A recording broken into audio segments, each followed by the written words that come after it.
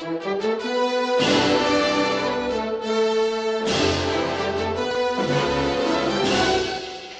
the dramatic force and fire of Patrick Boberg, the dynamic star of Jacob Rosdale, in a podcast that daringly meets the challenge of today's vital controversy, Filmcast Without a Cause! Entertainment and unforgettable emotional impact. So, Filmcast Without a Cause, what can you expect? Well, first off, you will not be hearing that crazy fake movie trailer that I ripped off from Rebel Without a Cause.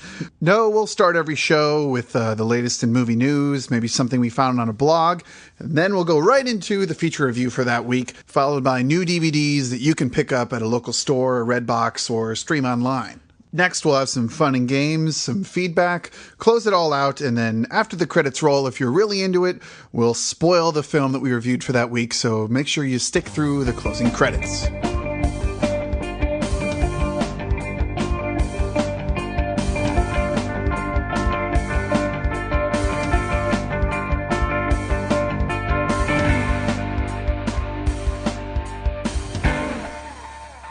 Hello and welcome to Filmcast Without a Cause. We are the podcasters without a clue.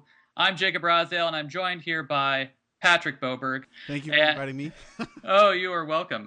Who are we? Well, we're just two guys who like talking movies and talking to each other.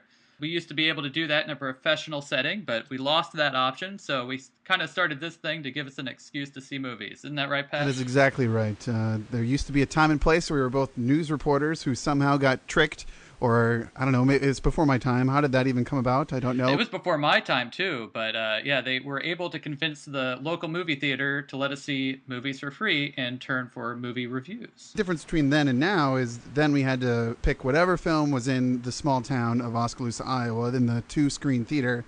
And now we can just pick pretty much whatever we want. There are no rules, and we have no cause for doing this other than that we needed an excuse to see movies. I needed a hobby. It was this or just start smoking or something. I really needed something to do with my time. And so this is our pilot episode. And what is a pilot episode? It's kind of our zero episode. It's kind of the zero issue. If you remember, DC Comics used to do that in the day. It's kind of hopefully a prequel to our real series. And much like a prequel, it very likely may suck. If you go back, after, say you join us months in or something, and you go back, the quality of the original may not live up to the later issues. So hang with us. Yeah, I may get recast later on. Who knows? But anyway, stick with us. And we're going to get right into the show now. I think we're going to want to start each show talking about what's happening in movie land. Well, as we mentioned earlier, Pat and I we're not Hollywood insiders and we're not entertainment reporters. We're just two guys who really like to talk about movies. And so the movie news we're going to do, it's going to veer on the nerdy side, but we're going to start with some superhero sequel news. And we're going to start with a movie I really did not think was going to happen, but apparently it is. I guess Kick-Ass 2 is going to start filming in September, and the principal actors are rumored to return, including possibly Nicolas Cage in a cameo, probably like a flashback or something. Yeah, we don't want to spoil. Well, if you haven't seen the first movie, the concept is generally a kid decides to become a real life superhero in the real world, and the movie kind of tries to have its cake and eat it too. It becomes not that we're going to review it quickly here, but it's a superhero movie, but it's also kind of a comedy and a take up on superhero movies.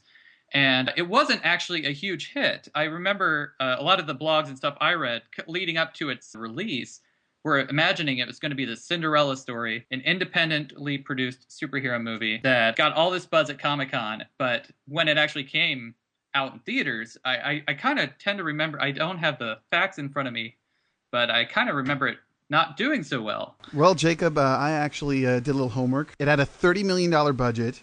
And it made about $38 million domestically, but about $60 million internationally, which for Hollywood success stories, if you triple your budget, generally is the opinion, you're in the black. That's at least what people like to talk about on the internet. If you reach the black, you are most likely going to, in some way, have a spinoff, a sequel, a web something at this point. So it just made sense that, I mean, the comic wasn't very popular unless you were a nerd.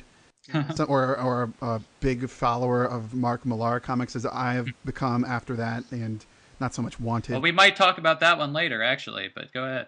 After reading that it was in the black, I was like, well, then this just makes sense that they're going to do that, because just like Hellboy made it to the black via DVD sales and word of mouth, Kick-Ass 2 is a benefactor of overseas sales, and I imagine it did pretty well at home video as well. Though I see it on sale a lot. Like, it's one of the cheapest movies you can find.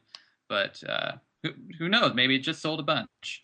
What I do find interesting is original director Matthew Vaughn is not returning for Kick-Ass 2, which... The producer on it? He is still producing, and I don't know if he what is... capacity that means. Yeah, exactly. But the new director is some guy named Jeff Wadlow, who I've not seen any of his movies. The two that sound familiar is Never Back Down, which I believe is a fighting movie, and Cry Wolf, which is one of those serial killer movies that dealt with how scary the internet was.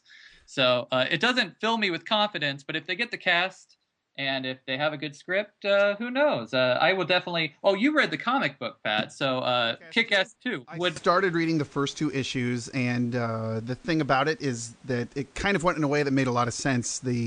If Spider-Man was a huge movie, the next after that was probably X-Men is the 2 that people would think about, at least in the Marvel universe.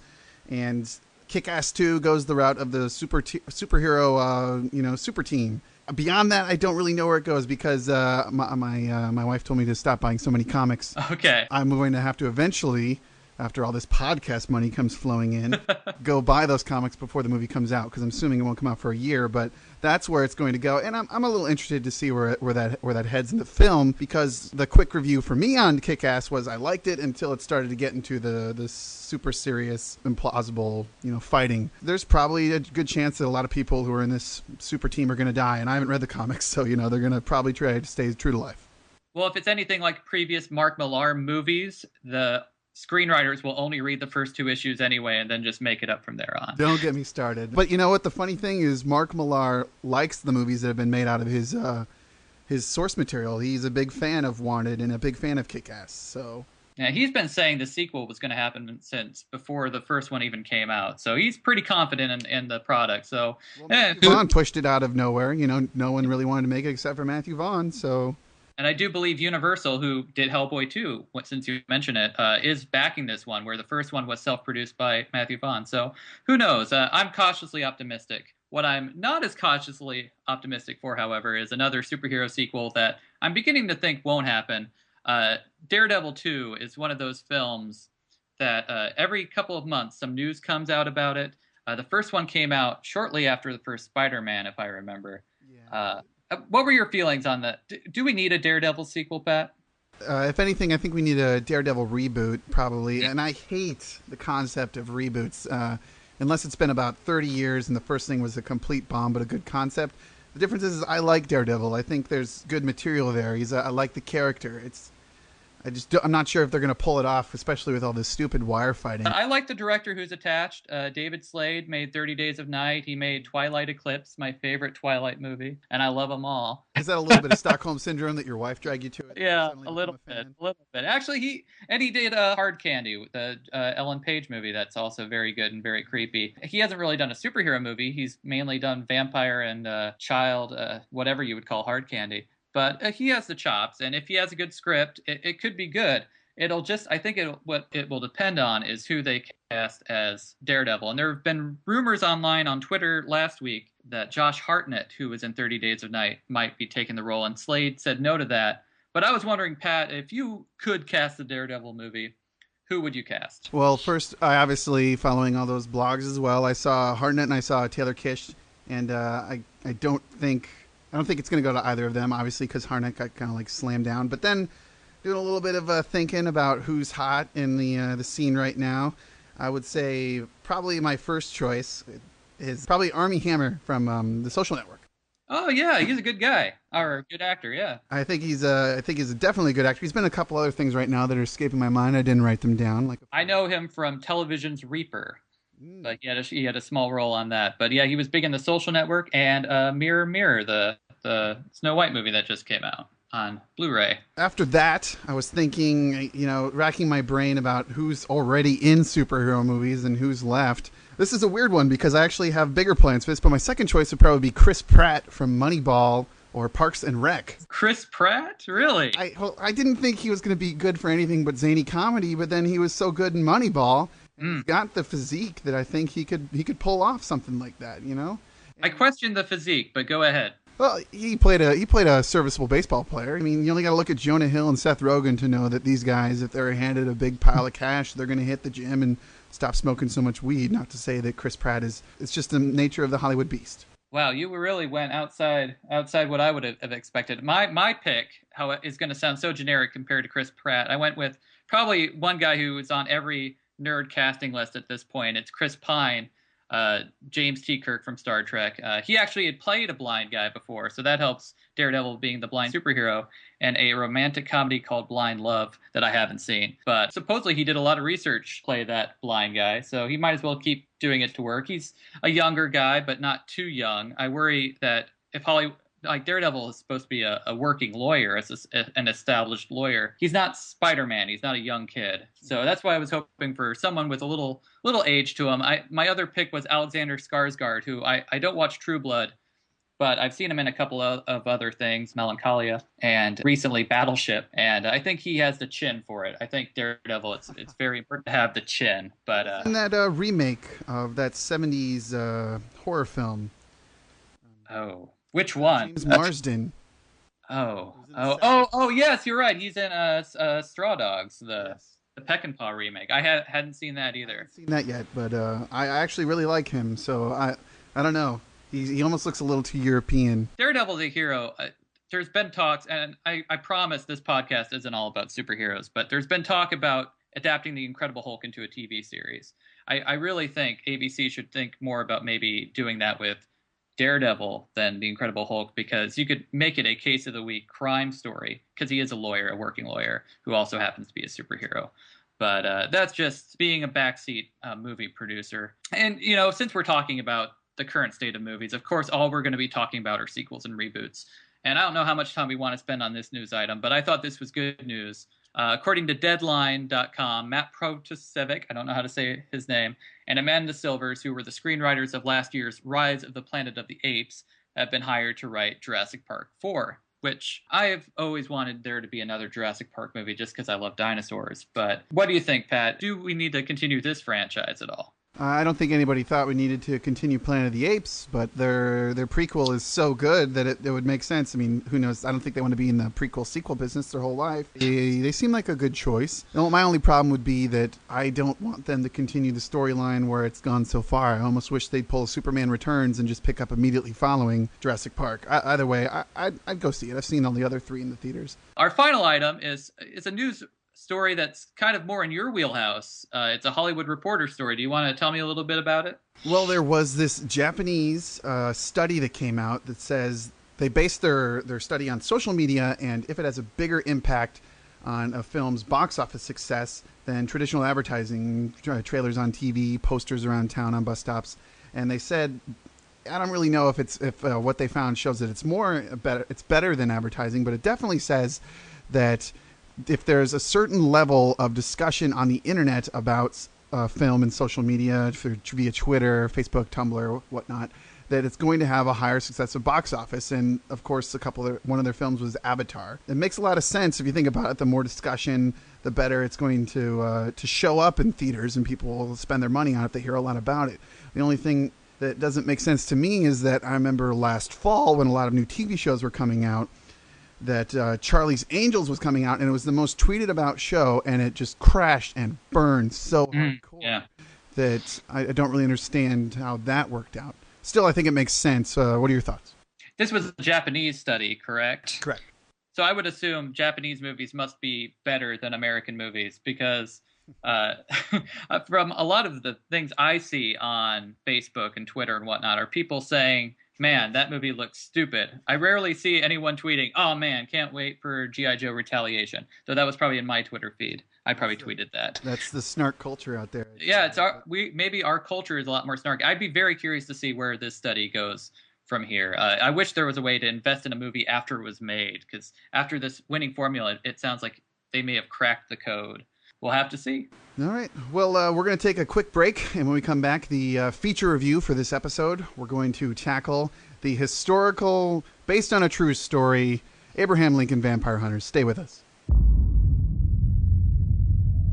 And I heard, as it were, the noise of thunder. And I looked, and behold, was death, saying, "Come and see." History prefers legends to men. It prefers nobility to brutality. Soaring speeches to quiet deeds. History remembers the battle, but forgets the blood. However, history remembers me before I was a president. It shall only remember a fraction of the truth.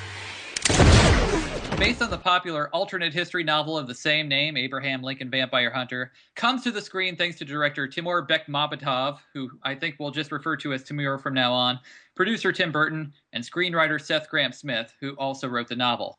With a title like Abraham Lincoln Vampire Hunter, you pretty much know what you're going to get. Or do you? Pat, did you find the film to be surprisingly smart, dumb fun, or so dumb it smarts? I'm just going to have to hedge a little bit and say that it is brilliantly dumb because obviously it felt original in the sense that they used Abraham Lincoln as a brilliant plot device in the Civil War for a new vampire feature, but it was, in my opinion, historically disgusting. Just the way that they handled slavery, and it felt almost in poor taste and kind of like an excuse, like, hey, we're sorry, the vampires made us do it. But then again, I don't think this movie is meant to be taken so seriously, even though it's delivered in such a serious manner. I actually read today on io9.com an interesting column-style blog post that said it was called 10 Rules of Hollywood Blockbusters That Hollywood Forgot. And one of them was that things that sound funny should be funny. And this film, if you've seen it before this review, you know that it is pretty much not funny in the slightest. It plays it straight. And at the time, I was okay with that. I mean, they probably thought, that's what's so funny about it, is that they play it so straight. You're not supposed to laugh in the theater, even though there are some scenes that are just so ridiculous that I almost laughed, just at the preposterousness of some things. But there were things I liked in it. What do you think, dumb or smart? I didn't even think about how it treated slavery, and it almost apologizes for it or justifies it in a way.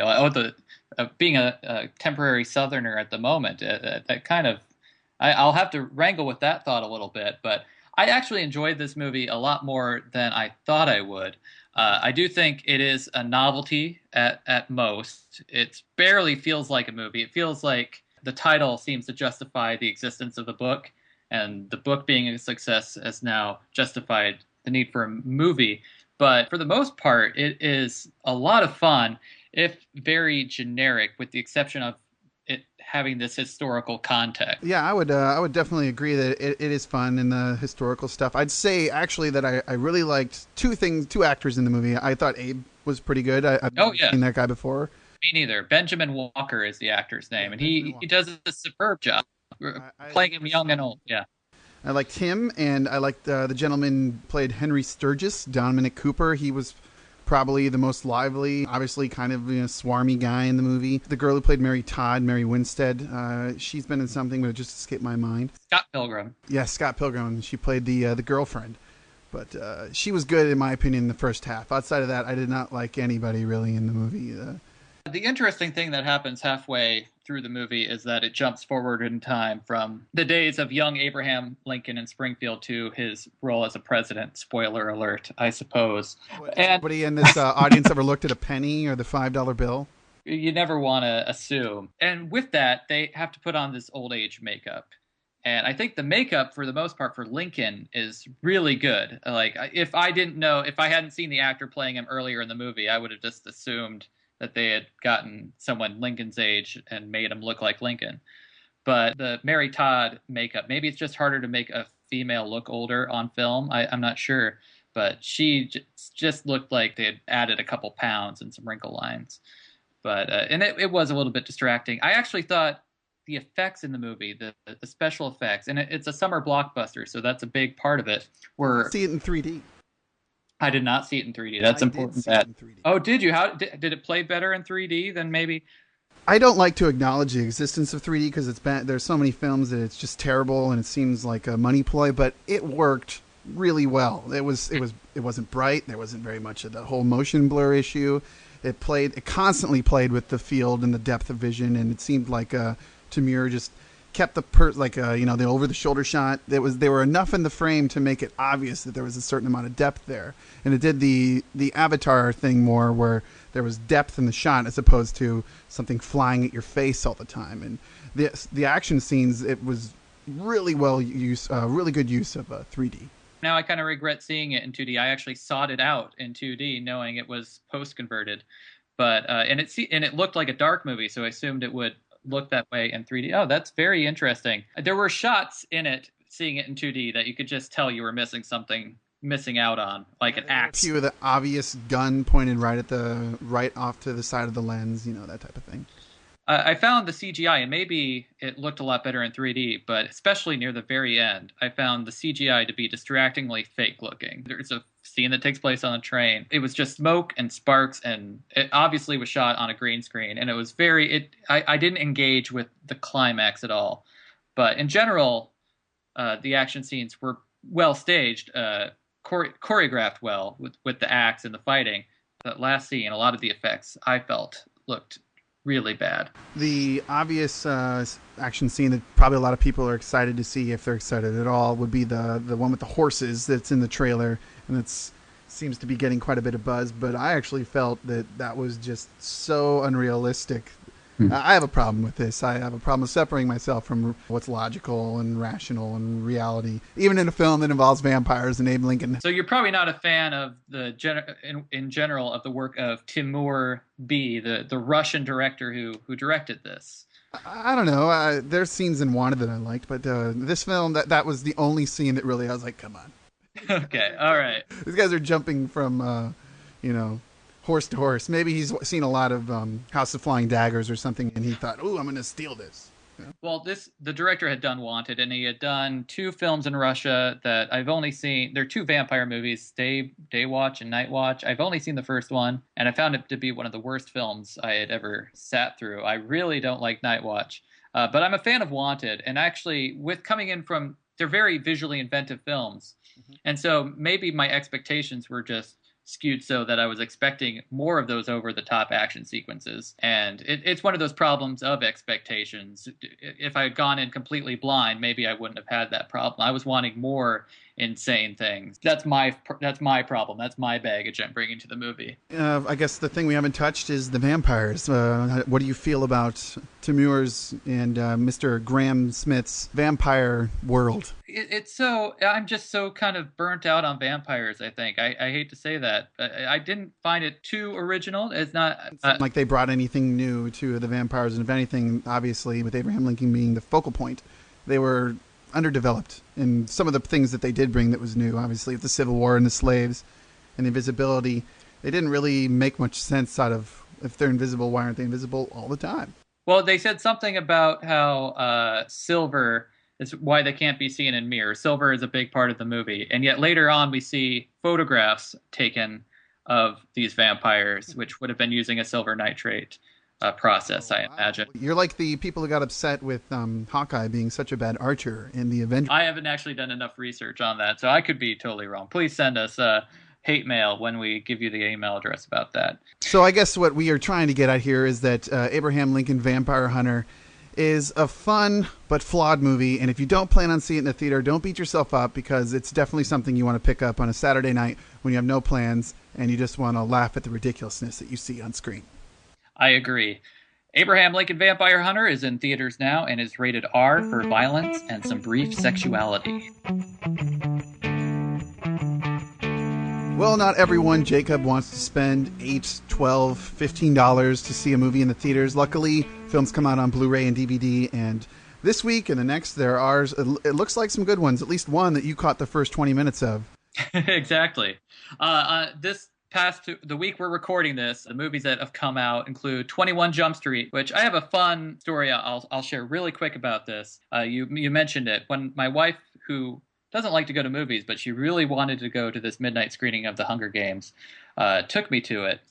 We had waited, another half an hour or so in the theater for the movie to start. And then when the trailers start, they're older trailers, and the trailers included the Hunger Games trailer, the trailer for the movie we were seated to see. And so it didn't come to too much of a surprise to me that when the movie started, and started with the Columbia logo, that the movie wasn't the Hunger Games. It was, in fact, we got to see the first 20 minutes of 21 Jump Street. And I had actually had no interest in seeing this movie, but after seeing that first 20 minutes, I made it a point to go see the rest of it because I had liked what I had seen so much. So maybe that was just a very clever marketing tool by the makers of 21 Jump Street. So basically, mediocre films should throw out the trailer and just go straight to the TV 20-minute special? Yeah, maybe. If you're a fan of the action comedy, I think 21 Jump Street is easily worth the rental, for sure. Highly recommend it. Also coming out, Mirror Mirror, starring your man Armie Hammer. Wrath of the Titans, a sequel to Clash of the Titans, which I really wanted to see because I had that lava monster, but no dice. And I guess I didn't miss much from what I've heard. It is a modest improvement over Clash of the Titans. That's a thumbs up, a yeah, back in the day. I've lost sleep over it since. Also coming out, 1,000 Words, the Eddie Murphy comedy. And Best Picture winner, The Artist. Pat, did you check out The Artist? No, I never did because I was holding true to my promise to my wife that I'd save a few dollars by not going to movies. And you were not in town, living in North Carolina, to twist my arm to go see it. So, but now you have a podcast. Changed jobs, have that promise has since ended. So now I can finally see it. All right. Well, The Artist is something I don't know if it will. I wasn't a big fan of it in the first place, but I definitely don't know how it will hold up on the small screen. But you'll have to let us know in a later podcast. Well, just as every week new movies come out on DVD and Blu-ray, we attempt to have a little fun every week with a different rotating game or a little insight into our film fandom. And as this is the pilot episode, we don't have the games exactly worked out. We got a list running of, maybe us going a little highbrow, maybe us having a little adult beverage and being stupid watching a film. I can't guarantee that's actually going to happen, but it sounded funny when we were brainstorming. And, of course, us out in the real world seeing film festivals, going to random screenings. This week, we'll just go a little easy, and I'll talk about a film festival. And, Jacob, you have another movie you want to mention? The other day, I had the privilege of going to see a movie called The Sound of My Voice, which I went in knowing absolutely nothing about, which is a rarity since I'm one of those guys who goes online, watches all the trailers, and it was one of the best film-going experiences I had simply because I didn't know a thing about it. Pat, did you know anything? Do you know anything about The Sound of My Voice? Yes, I saw it, and it was actually a Sundance movie. It's also the woman is the main character. Her and her, I think it's her husband, wrote it, and did they direct it as well? They also did Another Earth. Britt Marling is the co-writer, and she did Another Earth as well. She made that movie with Mike Cahill, Another Earth. Are they married, or are they just... I think I listened to an interview with them, and they didn't mention that they were married. They lived together for a while. His last name is Batmanling. Batman. I can't say it. It's Batman, Lingh. I think it's Indian. There is not. I'm not going to talk too much about it because I want people to go into it as blind as possible. But I will say I'm a big fan of this Britt Marling girl. I liked her in Another Earth, and she's great in this movie. To give you a sentence description, it's about a couple that infiltrates a cult. I will highly recommend a DVD Blu-ray rental, but it doesn't have a release date yet. It actually came out in theaters in April. It didn't make it to North Carolina till late June, and it came and went. So who knows when it will come to your town, podcast listener, but I highly recommend it. Speaking about your town, Patrick, you got to experience some local culture, right? That is correct. The Interrobang Film Festival came around, something that you have a little history with last year. I won an award. Jacob is a documentary filmmaker and won is it a Best Iowan Filmmaking Award? It was the Iowa Filmmaker Award in Interrobang. I know because I put it on enough resumes at this point. But Is it up on your mantle? I don't remember. What did there was no actual award. I just got a check, which made me even happier. leave Jacob an attaboy in the comments for this show? So I went because You yourself had films in it. I put a couple of silly short films in it, and nothing I expected to win, just to have them play out. And then, of course, I missed my own screenings because I had family commitments. But I'd like to think that they were packed for 2 5-minute films. Probably not. But I did go because many of our podcast listeners, if they're in Iowa or outside, might have heard of the Iowa Filmmakers Crew, who made the Iowa Nice video, the gentleman who eats cake and talks about how Iowa's so awesome back in the Caucasus. It was pretty funny. I actually, that guy, Scott Seeker, lived on my floor my freshman year at Iowa State. But they were debuting 2 new projects called Valentine Road and Marooned. They're both prospective online web series. One about Valentine Road is about Prohibition in Iowa back in, obviously the 1920s. And Marooned is about 2 actors who come back to Iowa, to their hometown, because they hear of the tax credit. And it was a packed crowd, really enthusiastic audience. Everybody was, sometimes you don't know if you can trust a hometown crowd for the laughs, because maybe they're just laughing because, hey, that's in Iowa and I know these guys. But it went over really well. I was laughing at points. When I first heard about the project a couple months ago, I wasn't so certain that it was going to be worth anyone's time who wants to hear about actors in Iowa, Maroon that is, actors in Iowa. But then I thought it's made in the same mockumentary style as The Office, and who cares about mid-level paper salesmen in Scranton, Pennsylvania? So there's an audience for it, I'm pretty sure. And there was some seriously funny parts. We'll put both Valentine Road and the Maroon trailer, the YouTube trailers, on this post. So after you download and listen to this, go back and take a watch. Is Valentine Road a comedy as well? No, it is a straightforward, serious. I kind of figured based on the period and the setting, but I thought I'd ask. Who knows? They've got the whole, popular layering of storylines with ambiguous natures to what exactly is going on. Maybe it's a little bit of let's say, Boardwalk Empire meets maybe Mad Men with a little bit of X-Files thrown in. I don't know if the X-Files works, but there's a lot of sequential layering of stories in that show that went on a long time where you didn't know exactly what was going on. And 2 of the characters are even called the Man in Black and the Man in Brown. So we'll see where that goes. I'm excited to see where it goes from here. Well, great. I look forward to checking them out online.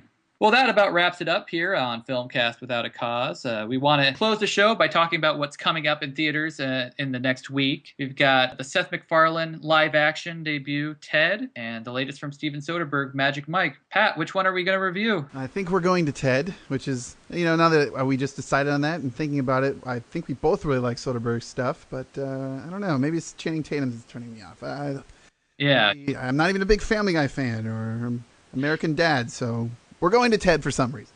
Yeah. Well, and if that changes, you'll hear about it next week on the podcast. Which, Pat, website, where is it? Depends out. It is http://www.filmcastwithoutacause.com. Not .net, not .tv, not .gov. .org, not .go, .co, .anything. It's filmcastwithoutacause.com. Go there. This is obviously going to be one of the few things that's up there for the moment, but you can leave a comment, tell us how we're doing, tell us what you hated, tell us if we talked too long, or if we stumbled, if we said too much, too much, or if you think maybe we should put a filter on our voice so we sound like beautiful women. Filmcastwithoutacause.com. There 3 times is the charm. Is it geocities.com/dune/ No, I was looking for altavista.net or something, just something to be a little more old school and retro, but .com. All right. Well, it's under construction, but you should still go there. You should still click on the ads, help a couple film reviewers out. Stay tuned for some spoiler discussion at the very end of the show. But for this episode, I'm Jacob. And I'm Patrick. See you at the movies.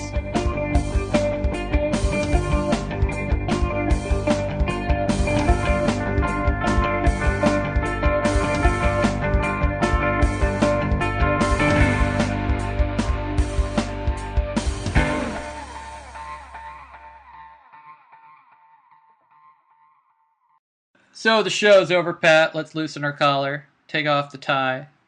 It's time for spoiler time. We're going to talk about historical inaccuracies in Abraham Lincoln Vampire Hunter. Have you numbered these out? Should we do like number 1? Oh, no, I haven't. And I'm only going to do a few of my favorites, and we'll post the rest on the site later. These are coming straight from my brother and Lincoln Scholar. Actually, I don't think I can call him a Lincoln Scholar. You have to actually have studied. Written an autobiography? Yeah, he's not published as far as his Lincoln Scholardom. But my brother, Andrew Rosdale, who he knows more about Lincoln and John Wilkes Booth than anyone else I know, and is a big fan of the book, gave me this long list. And like I said, there is no historical evidence that Abraham Lincoln ever fought vampires, in case you were wondering that. Another note he made is that Joshua Speed, who is like Lincoln's right-hand man through most of the movie, died 17 years after Lincoln's assassination, even though in the movie, spoiler alert, he dies near the finale. Willie Lincoln is made to look like Lincoln's only child in the movie, but at that point, Robert Todd and Tad would have been alive. Tad would die a few years after his father's assassination and send Mary further into despair. So you're going to learn about history. Yes, very, very good. Is that what we're going to do every time? Is the spoiler going to be spoiler/history? Yeah. Mary Todd. Oh, here's a little problem I had with the movie is that an actor that we're both fans of, Alan Tudyk, shows up and then completely disappears as Stephen Douglas. I think he has 3 scenes in the film. What a complete waste of one of my favorites. Somebody I had written down for a possible Daredevil casting, but forgot to mention. I imagine he'll show up in the DVD deleted scenes. But I don't know that for sure. But in the movie, it's kind of inferred that Mary Todd was engaged to Stephen Douglas, apparently, even though that was never the case. But he did apparently date her at a very short time, for a very short time. And my brother is pretty sure that Lincoln's hat would not support the weight of someone standing on it. This happens at one. Like a 100-pound girl, right? She is a light. Mary Elizabeth Winstead is a very light woman, but I still don't know if the hat would sustain her weight. What else does he have here? Now, his right-hand buddy, who was his oldest friend, was he actually best friends with an African-American slave? Now, he tells me here that William Johnson, who I believe is the Anthony Mackie character you're referring to, met Abe in Illinois. So he was a real person, but in the movie, we see him growing up with him, and that was not the case. They did not grow up in Kentucky together. Some differences between the book and film. Rufus Sewell, who's the villain, isn't in the book. Harriet Tubman isn't in the book. Anthony Mackie's character isn't in the book. Edgar Allan Poe is in the book, but is not in the movie. Yeah, they could have had John Cusack play him. The thing that I found, I didn't mention this in the review, but the thing I found most interesting about this movie is it felt like fan fiction. You know, there's this, obviously 2 books of Mr. Graham Smith's that his other, fan fiction-y book, Pride, Prejudice, and Zombies. Yeah.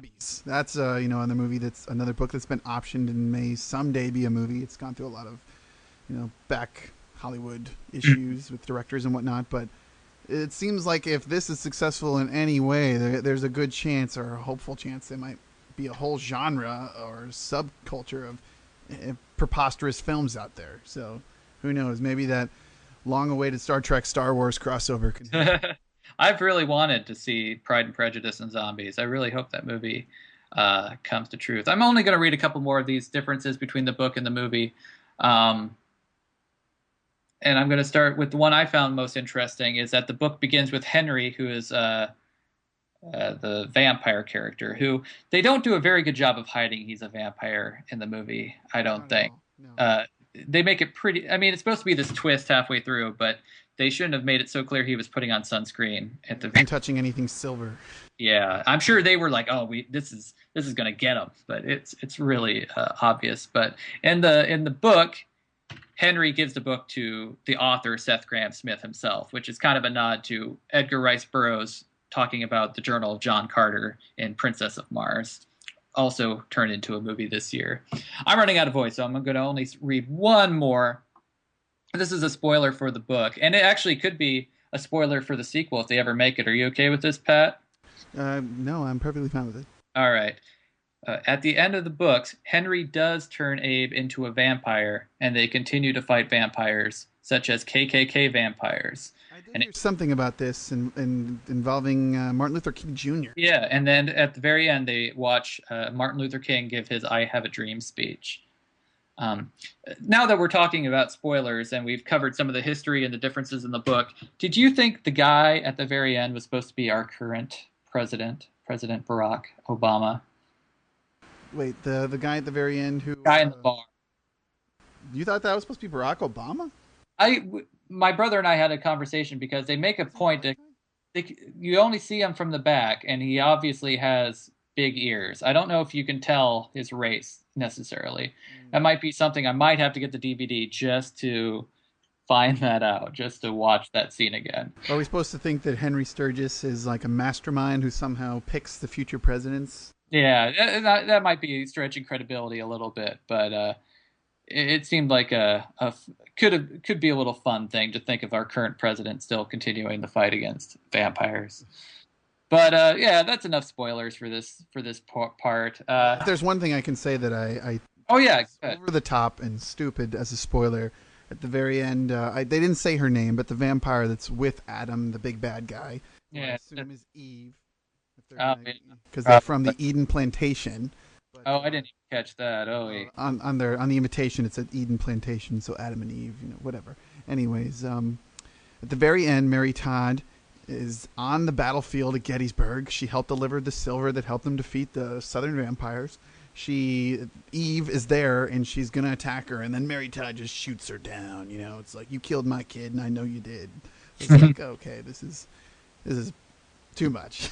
Using the necklace using a necklace made from a silver toy from her dead son, which that kind of felt like one of those Timur touches I was waiting for, like Magic Loom level, like silliness from Wanted. But I actually kind of liked that scene. But it was there kind of to make her seem like a badass, I guess. But any other spoilers you want to say while we're still rolling and people maybe are still listening? No, can't think of anything. All right. Loses. I'm sorry to break that to everybody. Oh, man. I thought that was left ambiguous, actually. But anyway, we'll post more of these things on the website eventually. And thanks for continuing to listen. And nice talking to you, Pat. Yep. You too, Jacob. Enjoy North Carolina. All right. You enjoy my home state of Iowa. Bye-bye. I don't think anyone's going to tell us when to leave. Yeah, good call, Garth. I'll bet we're just gonna sit here, and when they're finished, they'll fade to black. I can't believe they did that. I told ya.